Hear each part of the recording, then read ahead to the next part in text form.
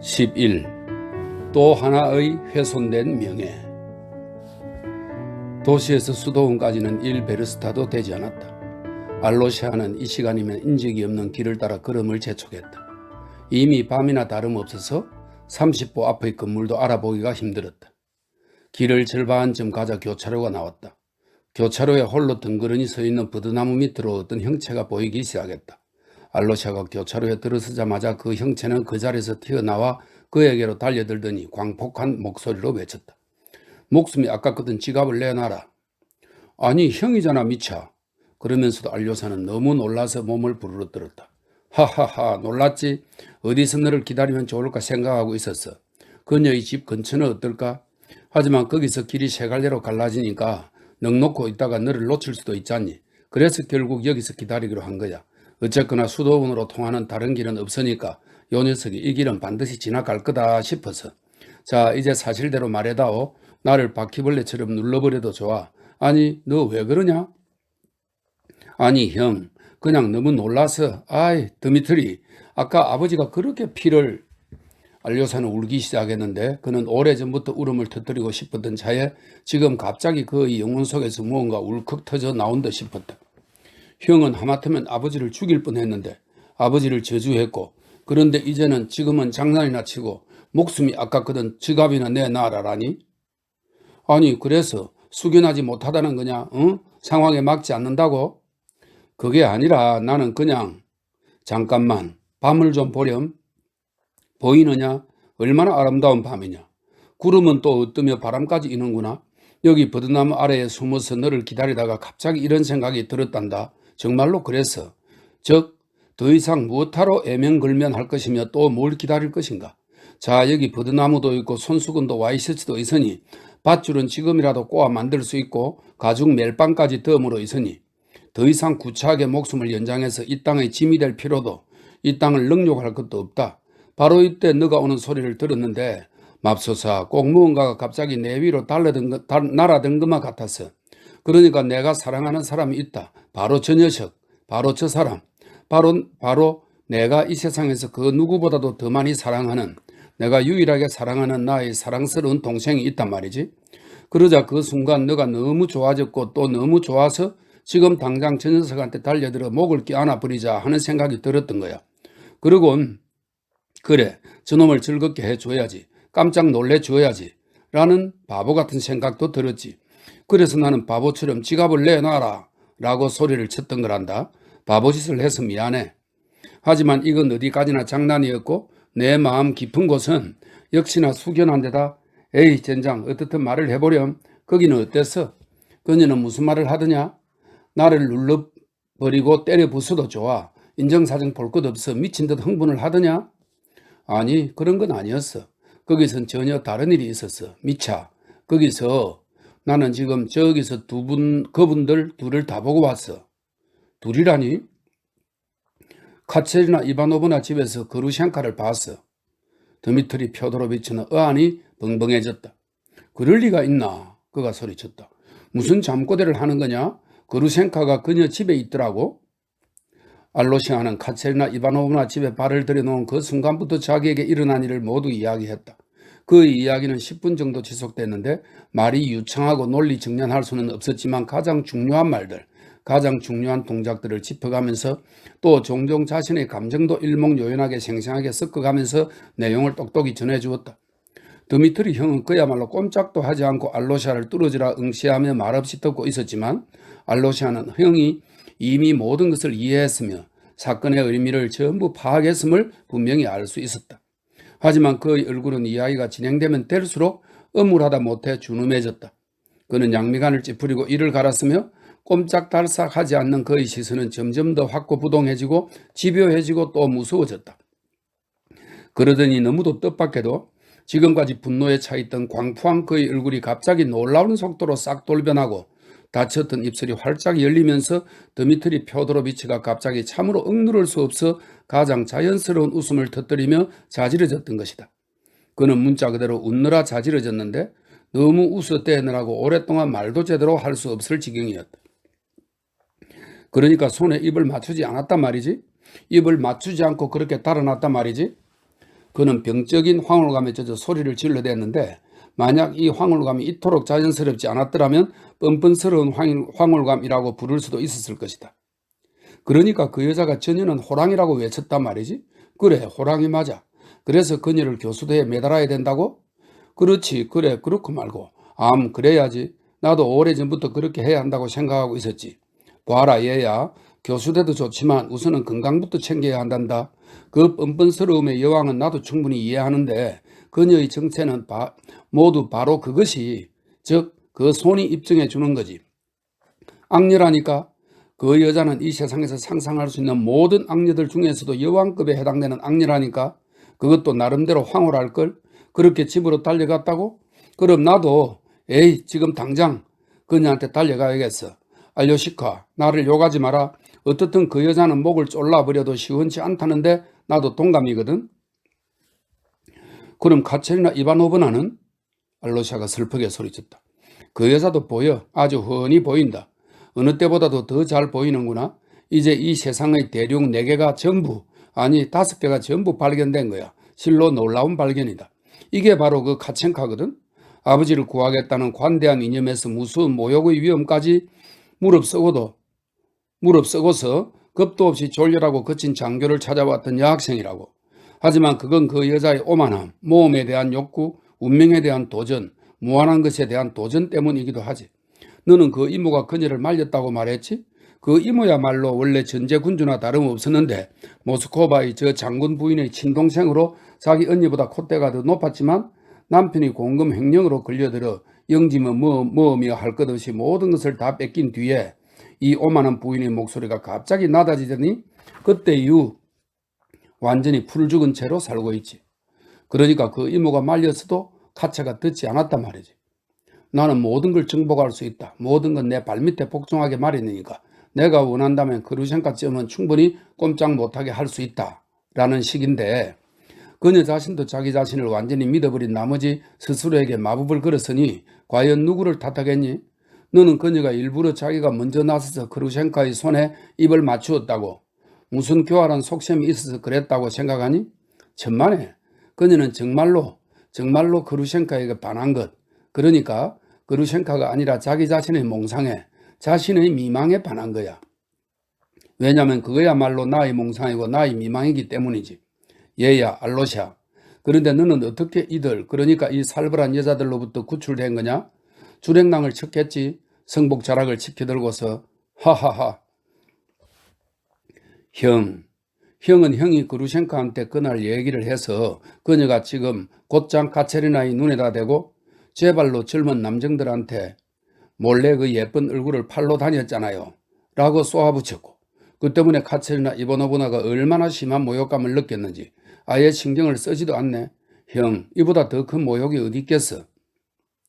알로샤는 물론 이건 도저히 있을 수 없는 일이지만 형이 카체리나 이바노브나가 처했던 굴욕을 꼭 기뻐하는 것 같은 생각이 들어서 무엇보다도 괴로웠다. 아차. 드미트리 펴도로비치는 갑자기 얼굴을 심하게 찌푸리더니 손바닥으로 자기 이마를 탁 쳤다. 그는 비록 알로샤가 조금 전에 모든 것을 한꺼번에 다 이야기해 주었음에도 이제야 비로소 카체리나 이바노브나가 모욕을 받았고 당신의 형은 야비한 사람이에요. 라고 외쳤다는 사실에 주의를 기울이게 된 것이다. 그래, 카차 말대로 정말로 내가 그루셴카한테 그 운명적인 날 얘기를 했는지도 몰라. 그래, 맞아. 이야기했어. 기억난다. 이건 그때 모크로야에서의 일이야. 나는 취해 있었고 집사들이 노래를 불렀지. 하지만 나는 정말로 흐느끼 울었어. 나 자신이 흐느끼 울며 무릎을 꿇은 채 카차를 위해 기도했고 그루셴카는 내 마음을 이해해 주었어. 그때 그녀는 모든 것을 이해해 주었지. 기억난다. 그녀 자신도 울었다니까. 에이, 빌어먹을. 그러고선 이제 와서 어떻게 그렇게 영 땅판일 수가 있지? 그때는 울더니만 이제 와선 가슴에 비수를. 여자들은 원래 이렇다니까. 그는 눈을 내리깔더니 생각에 잠겼다. 그래, 난 야비한 놈이야. 틀림없이 야비한 놈이지. 갑자기 그가 음울한 목소리로 말했다. 울었건 말았건 어쨌거나 야비한 놈이라고. 거기 가서 전해주렴. 그 명칭을 받아들이노라고. 그렇게 해서 화가 풀린다면 말이다. 그나저나 됐다. 잘 가라. 수다를 떨면 뭘 하냐? 즐거운 것도 없는 걸. 너는 너의 갈 길로, 나는 내 갈 길로 가는 거다. 언제든 가장 마지막 순간이 닥쳐오기 전까지는 더 이상 보고 싶지도 않다. 잘 가거라 알렉세이. 그는 알로샤의 손을 꼭 쥔 뒤 줄곧 눈을 내리깔고 고개를 숙인 채 꼭 자리에서 튕겨 나가듯 그렇게 다급하게 시내 쪽을 향해 성큼 걸어갔다. 알로샤는 형이 저렇게 갑자기 떠나다니 믿지 못하겠다는 듯 형의 뒷모습을 바라보았다. 잠깐만 알렉세이, 한 가지 고백할 게 더 있단다. 너 하나에게만 하는 거야. 갑자기 드미트리 표도로비치가 다시 되돌아왔다. 나를 보아라.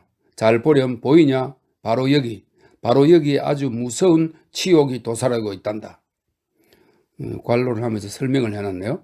바로 여기라고 말할 때 드미트리 표도로비치가 주먹으로 자신의 가슴을 치면서 너무도 이상한 표정을 지었기 때문에 꼭 치욕이 바로 저기 그의 가슴 속에, 그러니까 호주머니와 같은 어떤 장소에 놓여 보관되고 있거나 아니면 목에 꿰맨 채로 매달려 있기라도 한성 싶었다. 이렇게 되어 있네요. 바로 여기 아주 무슨 치욕이 도사리고 있단다. 너는 이미 나를 잘 알고 있어. 난 야비한 놈, 자타가 공인한 야비한 놈이지. 하지만 알아둬라. 내가 이전에 무슨 짓을 했고 지금이나 앞으로 무슨 짓을 하건 야비함에 있어서 어떤 것도 바로 지금, 바로 이 순간에, 바로 여기 내 가슴에 담고 있는 이 치욕과는 비교될 수 없으며, 바로 여기서 치욕이 진행되고 완성되고 있지만 그걸 완전히 중단시키거나 아니면 반대로 완성시키는 것도 오로지 나 자신에게 달려있다는 걸 명심해 두어. 그리고 내가 그것을 중단시키지 않고 오히려 완성시키리라는 것도 알아두렴. 내가 조금 전에 너한테 모든 것을 이야기했으면서도 이것만은 이야기해 주지 않는 건 내가 아무리 뻔뻔한 철면피라도 이런 걸 털어놓을 정도는 못되기 때문이었어. 나는 지금도 멈출 수가 있어. 그렇게 멈추면 내일 당장이라도 훼손된 명예의 절반을 오롯이 되살려 놓을 수 있겠지만 나는 멈추지 않고 야비한 계획을 기필코 완성하고야 말 테지. 앞으로 너가 정인이 되어주렴. 내가 미리 잘 알아서 이 얘기를 하고 있으니 파멸의 암흑이로다. 해명할 것이 아무것도 없어. 때가 되면 알게 될 테지. 악취 풍기는 뒷골목고 악녀. 잘 가거라. 나를 위해 기도 따위를 할 필요도 없어. 그럴 자격도 없는 놈이니까 그딴 건 전혀 필요 없지. 전혀 필요 없어. 조금도 필요치 않아. 가봐. 그러고서 그는 갑자기 자리를 떴는데 이번에는 완전히 사라져버렸다. 알로시아는 수도원으로 향했다. 아니 어떻게 형을 절대로 못 볼 거라는 거지? 형의 말은 도대체 무슨 소리야? 그는 괴상망측한 생각이 들었다. 그래, 내일은 꼭 형을 봐야겠어. 찾아내겠어. 일부러라도 찾아내겠어. 도대체 형의 말은 무슨 소리야? 그는 수도원을 빙 둘러 솔밭을 지나 곧장 암자로 갔다. 이 시간이면 이미 아무도 그곳으로 들여보내지 않았지만 그에게는 문을 열어주었다. 장로의 성방으로 들어가자 그는 가슴이 떨렸다. 도대체 왜 여기서 나갔던 것일까? 도대체 왜 장로님은 그를 속세로 내보내신 걸까? 이곳에는 고요하고 성스럽기만 한데 저곳에는 혼돈스럽고 칠흑처럼 캄캄해서 곧바로 길을 잃고 헤매게 될 텐데. 성방에는 견습 수도성 포르피리 수도사제 파이시 신부가 하루 종일 매시각 조시마 신부의 건강 상태를 알아보러 드나들던 차에 마침 와 있었는데 알로시아는 그의 상태가 점점 더 나빠지고 있다는 것을 알고서 가슴이 철렁 내려앉았다. 심지어 형제들과 통상적으로 가져온 저녁 담화도 이날에는 열릴 수 없었다.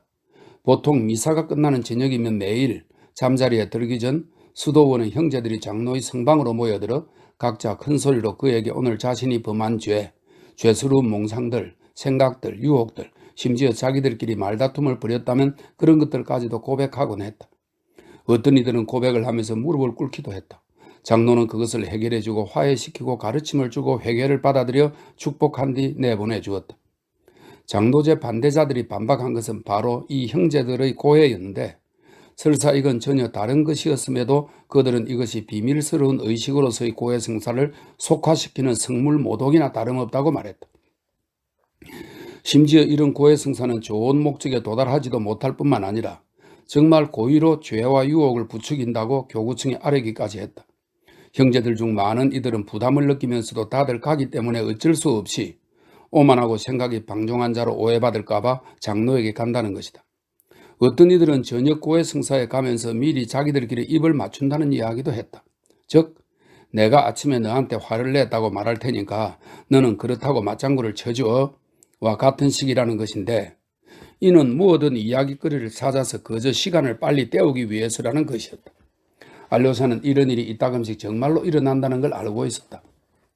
그는 또한 형제들 중에는 암자의 수도상들에게 오는 친척들의 편지를 일단은 장로가 받아서 수신자들보다 먼저 뜯어보도록 하는 관례에 심히 격노하는 자들이 있음도 또한 알고 있었다. 이 모든 일은 응당, 마음 깊은 곳에서 우러나와 자유롭게 성심성의껏, 즉 자발적인 복종과 구도생활의 가르침이라는 명목하에 이루어져야 된다는 것이 전제되어 있었지만, 실제로 밝혀진 바에 의하면 이따금씩 성심성의는커녕 오히려 억지로 가짜로 이루어지고 있었던 것이다. 하지만 형제들 중 나이가 제법 들고 경험이 많은 이들은 진실로 구원을 받기 위해 이 벽 안으로 들어선 자들, 그들에게 이 모든 복종과 위협은 틀림없이 구원의 지름길이 되어 그들에게 크나큰 이익을 가져다 줄 것이다. 하지만 반대로 부담스러워하고 불평하는 자, 그는 어떻든 수도사가 아닌 것이나 다름없고 그저 할 일 없이 수도원에 온 것이니 그런 자의 자리는 속세에 있는 것이로다. 속세는 물론이고 사원 안에서도 죄도 악마도 피할 수 없으니 고로 죄를 묵인해 줄 까닭이 전혀 없도다 라고 판단하면서 자신의 입장을 고수했다. 쇠약해지셔서 혼수 상태에 빠지신 거야. 바이지 신부가 알로사를 축복한 뒤 그에게 이렇게 속삭였다. 깨우는 것도 힘들어. 하긴 깨울 필요도 없지만 5분 정도 깨어나셨다가 형제들에게 당신의 축복을 전해달라고, 형제들은 당신을 위해 야간 기도를 해달라고 부탁하셨어. 너 말씀도 하셨단다, 알렉세이. 너가 나가냐고 물으시기에 시내에 있다고 대답했다. 그래서 내 그를 축복했노라. 그곳이 그의 자리야. 당분간은 여기가 아니라. 바로 이런 말씀을 너에 대해 하시더군. 사랑을 담아 몹시 신경을 쓰시며 너의 이름을 되내셨지. 너가 얼마나 큰 영광을 누리고 있는지 알겠느냐? 다만 장로님께서는 도대체 왜 너에게 당분간 속세에 머무르라고 하신 걸까? 다시 말해 너의 운명에서 무언가를 미리 보고 계신 거야. 그러니 명심해 두어라, 알렉세이. 속세로 돌아간다고 하더라도 그건 번잡한 경박함과 속세의 즐거움이 아니라 장로님께서 너에게 부과하신 복종의 의무로 돌아간다는 것임을. 바이시 신부가 나갔다. 장로님이 아직 하루 이틀 정도는 더 산다 할지라도 어쨌거나 곧 세상을 떠날 거라는 점은 알로시아로서도 의심의 여지가 없었다. 알로시아는 아버지, 호올로코바 부인 가족, 형, 카체리나 이바노브나 등과 만나기로 약속했지만 그럼에도 불구하고 내일은 아예 수도원 밖을 나가지 않을 것이며 장로님이 영면하기 직전까지 곁에 남아 있겠노라며 열렬하고 굳은 결심을 다졌다. 그의 가슴은 사랑으로 불타올랐으며 한순간이나마 저곳, 즉 시내에 있으면서 자신이 이 세상에서 그 누구보다도 높이 존경하는 분을, 그것도 수도원의 죽음의 침상에 남겨진 분을 잊을 수 있었다니 스스로를 씁쓸하게 책망했다. 그는 장로의 침실로 들어가 무릎을 꿇은 채 주무시는 분을 향해 머리가 땅에 닿도록 절을 했다. 상대방은 그의 눈에 떠이지 않을 만큼 간당간당 고른 숨을 내쉬면서 조용하게 미동도 없이 자고 있었다. 그의 얼굴은 평온했다. 다른 방으로, 그러니까 장로님이 아침녘에 손님을 맞이한 바로 그 방으로 돌아와서 알로시아는 옷도 거의 벗지 않고 장화만 벗은 뒤 이미 오래전부터 매일 밤 늘 베개만 들고 와 잠을 자곤 했던 좁고 딱딱한 가죽 소파에 누웠다. 아까 아버지가 소리쳤대던 요라면 그는 그걸 깐다는 것 자체도 이미 오래전에 잊어버렸다. 그는 그저 성복을 벗어 담요 대신 몸을 감쌌다. 하지만 잠을 자기 전에 그는 무릎을 꿇고 오랫동안 기도했다. 그 열렬한 기도 속에서 그는 하나님에게 자신의 혼란스러움을 해소해달라고 부탁하지는 않고 그저 기쁨 가득한 감동만을, 하나님을 찬미하고 찬송하고 나면 언제나 그의 영혼을 찾아들던 옛날의 그 감동만을 갈망했으니 잠들기 전 그의 기도는 보통 이런 것으로만 이루어져 있었다. 그를 찾아들던 그 기쁨은 가뿐하고 평온한 잠을 가져다 주곤 했다. 지금도 그렇게 기도를 하는데 갑자기 또 무심코 호주머니에서 카체리나 이바노브나의 하녀가 그의 뒤를 쫓아와 길에서 전해준 작은 장밋빛 봉투가 만져졌다. 그는 혼란스러웠지만 기도를 끝냈다. 그 다음엔 다소 망설이다가 봉투를 열어보았다. 거기에는 리즈라고 서명된 그에게 보내는 편지가 들어있었는데, 리즈는 아침에 장로가 있는 데서 그를 그토록 놀려댄 다름 아닌 호올라코바 부인의 어린 딸이었다.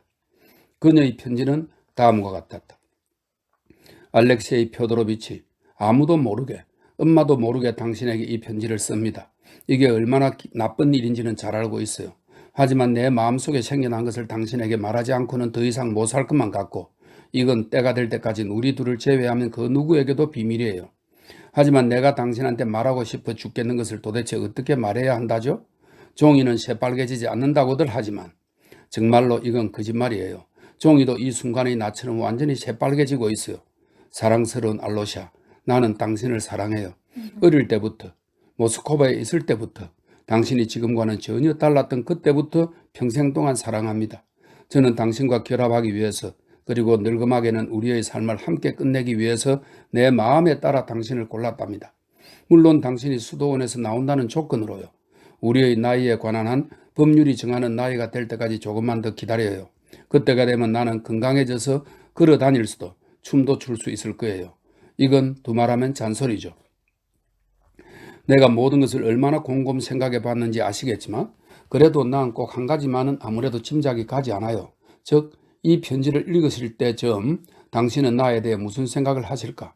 아까 내가 줄곧 웃으면서 장난을 쳐서 당신을 화나게 했지만 정말 맹세코 지금 펜을 들기 직전 성모 마리아 상 앞에서 기도했어요. 지금도 기도를 하면서 거의 울먹이고 있답니다. 저의 비밀은 당신의 손에 달려 있어요. 내일 당신이 오시면 어떻게 당신을 봐야 할지 모르겠어요. 아, 알렉세이 펴도로비치, 내가 그때도 바보처럼 자제를 못하고 아까처럼 당신을 보면서 웃어대면 어쩌죠? 그러면 당신은 나를 비웃는 거나 좋아하는 추악한 여자로 생각하고 내 편지의 내용을 믿지 않으실 테죠. 그렇기 때문에 부탁드리는 거예요. 사랑스러운 이여, 당신이 나를 안쓰럽게 여기신다면 내일 방으로 들어오실 때 내 눈을 너무 똑바로 바라보지는 말아주세요. 당신의 눈과 마주치면 난 반드시 갑자기 웃음을 터뜨릴 테니까요. 게다가 당신은 그 기다란 옷을 입고 계실 테고 지금도 이 생각을 하면 온몸이 오싹 소름이 돋아요. 그러니까 방에 들어오실 때 얼마간은 아예 나를 보지 마시고 엄마나 창문을 봐주세요. 이렇게 나는 당신에게 연애편지를 쓰고야 말았군요. 맙소사, 이게 무슨 짓인지. 알로시아, 나를 경멸하지 말아주세요. 내가 무언가 아주 고약한 짓을 해서 당신을 슬프게 했다면 나를 용서해 주세요. 이제 나의 명예는 어쩌면 영원토록 훼손되었을지도 모르지만 그 비밀은 당신의 손에 간직되어 있답니다. 나는 오늘 반드시 울 거예요. 다시 만날 때까지, 그 끔찍한 만남의 순간까지. 안녕히, 리저. PS, 알로샤, 다만 꼭 오셔야 해요. 꼭꼭, 리저. 알로샤는 편지를 다 읽고서 놀라워했지만 두 번을 더 읽은 뒤에는 잠시 생각에 잠겼다가 갑자기 조용하고 달콤한 웃음을 터뜨렸다. 그러다가 흠칫 몸을 떨었는데 이 웃음이 그에겐 죄스럽게 여겨졌던 것이다. 하지만 한순간이 지나자 다시 그렇게 조용하고 행복한 웃음이 나왔다. 그는 천천히 편지를 봉투에 집어넣고 성호를 그은 뒤 자리에 누웠다. 영혼의 혼란이 갑자기 사라졌다. 주여, 조금 전에 그들 모두를 어여삐 여기시어 그들을 보호해 주시고 평정을 잃어 불행한 이들을 올바른 길로 인도해 주시옵소서. 주님께 길이 있나니 그들을 주님의 길로 인도하여 구원해 주시옵소서. 주님은 사랑이시니 모든 이들에게 기쁨을 보내 주시옵소서. 알로샤는 이렇게 중얼거리며 성호를 끊고 포근히 잠들기 시작했다. 예, 이것으로 제 1부가 모두 끝났습니다. 그 부분도